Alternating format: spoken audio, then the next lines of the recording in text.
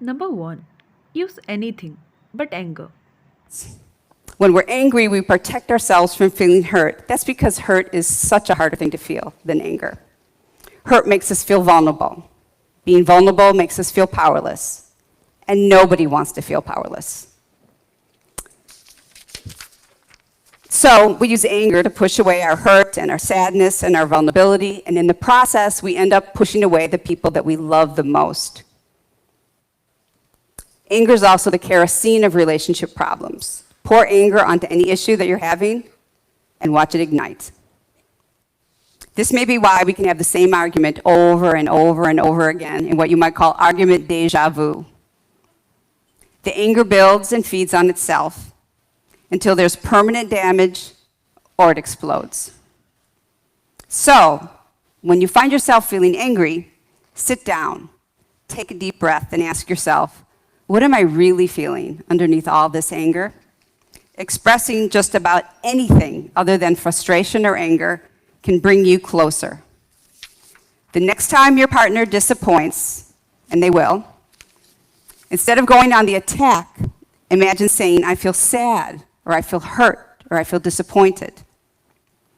Anything, just about anything other than anger, can help you open up, let your partner in, and start a conversation instead of an argument.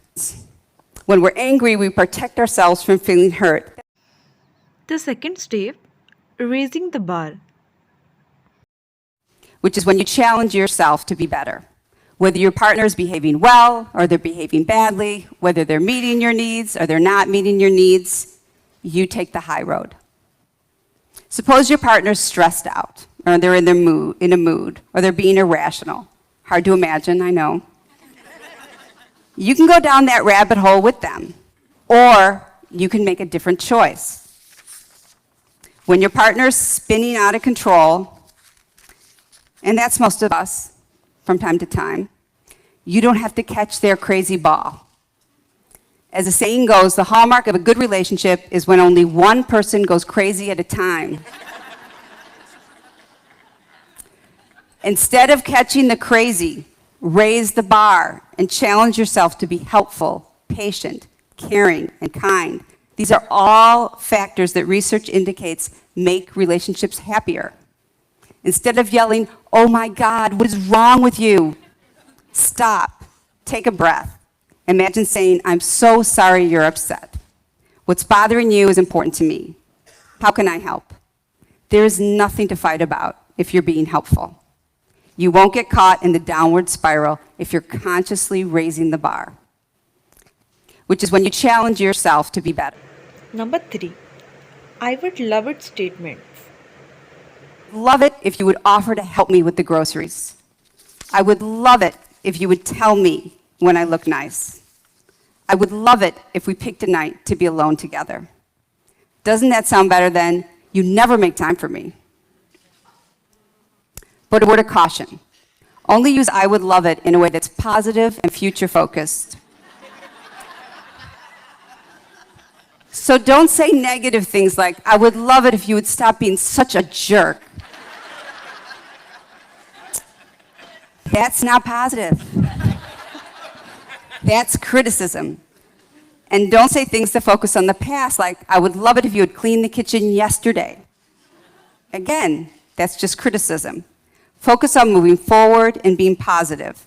I would love it if you would offer to help me with the... Number 4. Core values. I think with couples, that's the challenge. We look for similarities in likes and dislikes.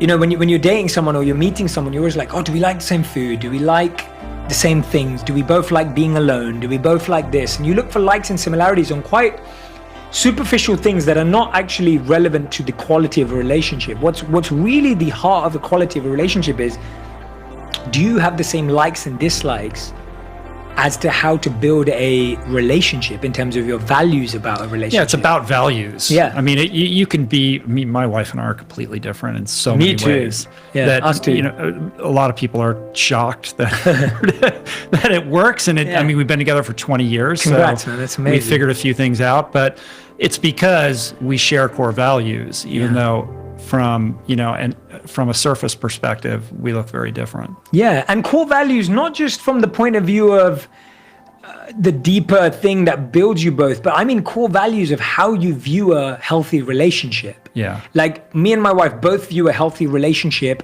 as one where we support each other to reach our own goals. That's a value in a relationship. It's not even just a value. Another value of ours is that we both know that we can trust each other, that we're always acting for each other's benefit, right? That's a value. We both share that. We both share the value of once you sleep on it, it's done. We both have that. So when we've fought about something or we've disagreed about something, when we've gone to sleep, the next day, we're not bringing it back up as ammunition. It's gone. And we both had that value before we met. And so those are relationship values. And that's what you need, values that are similar, or not just values in, oh, we both value spirituality. That's there, but this is a deeper level of that. Number 5, fight language. I mean, John Gottman, whose institute is phenomenal. He's amazing. Yeah, he's been to the Gottman Institute? I haven't been yet. I met him at a conference that we both spoke at, and I can't wait to have him on my podcast. But John Gottman's done all the research on relationships, and he talks about the number one skill needed to have a long-lasting relationship is not date nights, it's not walks on the beach, it's not flowers, it's learning how to fight. Yeah. And when I read that in his work, I was just like, that is so true. I love that, because you are going to fight, but most people don't know how to fight. And just as there's love languages, what Gary Chapman so beautifully explained, I believe that there are fight languages. And what I mean by that is there are fight responses or languages that you naturally have. So for example, my wife's fight language is she likes to be quiet, reflect, and think, and not talk about things until she processes. My fight language is totally the opposite. I want to figure it out right now. I want to open up, I want to extrapolate, I want to break it down. Guess what? In the beginning of our relationship, that really didn't work, because she was quiet, and I was like, why are you quiet? Why are you not telling me what's going on? Have I done something wrong? And I'd be forcing her to share it, and then she would share prematurely and feel like she said something she didn't mean now, and now I'm upset at what I forced her to share with me. And so we really had to learn each other's fight languages, and I've learned that her fight language is better than mine. And so now the approach is she needs space, I need space, and we come back together and discuss it when we're both ready. And it sounds basic, but so many relationship issues occur because people's fight languages don't match. Mindful fighting. Mindful fighting, yeah. Fight for love. Number 6, doing new things together. A relationship is not about this person and that person. The relationship is what happens in between.